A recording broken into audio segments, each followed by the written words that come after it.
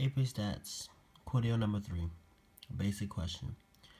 A string of Christmas lights contains 20 lights. The lights are wired in a series so that if any lights fall, the whole string won't go dark.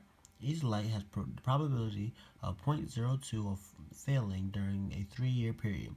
The lights fail independently of each year. What is the probability that the string of the lights will remain bright for 3 years? So the way I set it up is that P will be the lights that remain bright. So I did 1 minus the probability of the ones that will go dark. So 1 minus 0.02 will equal 0.98. So 20 Christmas lights is in one string, as said in the problem of the basic question. So 20 Christmas lights is in one string. So the probability of staying lit equals 0.98 to the power of 20, which is 0.668, or 66.8, that all the lights will remain bright for 3 years. Time for the advanced question. So to save a little bit of time, I will start right here. It says, the American Society of Microbiology, ASM, found that many people passing through major U.S. airports don't wash their hands after using the public facilities. More than 30% of people using the restroom in New York airports, 19% of those in Miami airports, and 27% of air travelers in Chicago aren't stopping to wash their hands. The survey conducted observed 7,541 people in public washrooms in New York, Chicago, San Francisco, Dallas, Miami, and Toronto. These results were then generalized to the public, to people who use public restrooms. Answer the following 4 questions for this observational study. So, question A: what population of interest? The population of interest is people who use public restrooms at major international airports. Question B: was the sample selected in a reasonable way? And I said I feel like the sample was selected in a reasonable way because the sample observed people who specifically do not wash their hands at major airports, leaving no bias of race or gender or anything of that nature. Question C: is the sample likely to be representative of the population of interest?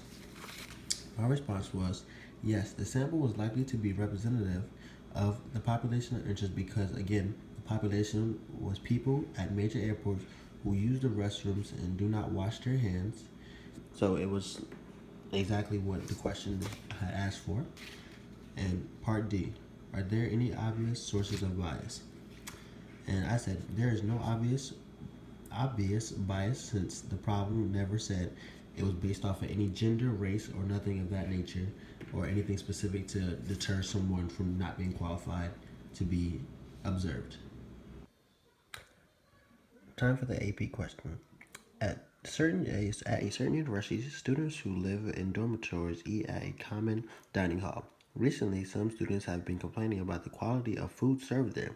The dining hall manager decided to do a survey to estimate the proportion of students living in the dormitories who think the quality of the food should improve. One evening, the manager asked the first 100 students entering the dining hall to answer the following question. And the question stated, many students believe that the food in the dining hall needs to improve. Do you think the quality of food served here needs to improve, even though that will increase the cost of the meal plan? So the question I was given was, in the setting, explain how bias may have been introduced based on the way this convenient sample was selected, and suggested how the sample could have been selected differently to avoid that bias. So I responded back by saying there could have been bias because the people who arrived to the dining hall early received the quote-unquote good or better food compared to the people who arrived later due to the food maybe being less fresh and less hot. And to continue on, the way to avoid bias is to go to people who live on campus dorms and survey them by, knocking on the door and seeing how they feel about the food selection, And for part B, in this setting, explain how bias may have been introduced based on the way the question was worded, and suggest how it could have been worded differently to avoid bias. So for my response was, so the survey question above is biased since the way the question is worded leads to people to sway one way over another. So it definitely needs improvement in my opinion. A better wording system includes, quote unquote, do you believe the dining hall's food needs to improve or remain where it's at? Or you can switch the options to say, do you believe that it should remain where it's at, or do you believe it should improve?